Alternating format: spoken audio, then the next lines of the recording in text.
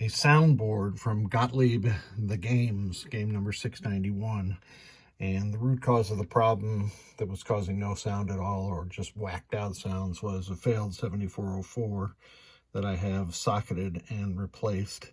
I have also installed a socket where a game ROM would be on the version of the board that does not have this big old daughter card like the older model that's in my Spider-Man.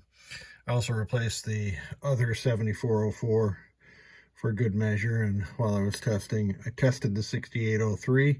It works fine, and clearly the 6530 on this board works fine. So let's turn it on with my remote switch. Here's the schematics for said board. And now let's start a game and plunge a ball. Here you have some sounds of the games. And I can't play very well one-handed. One more ball.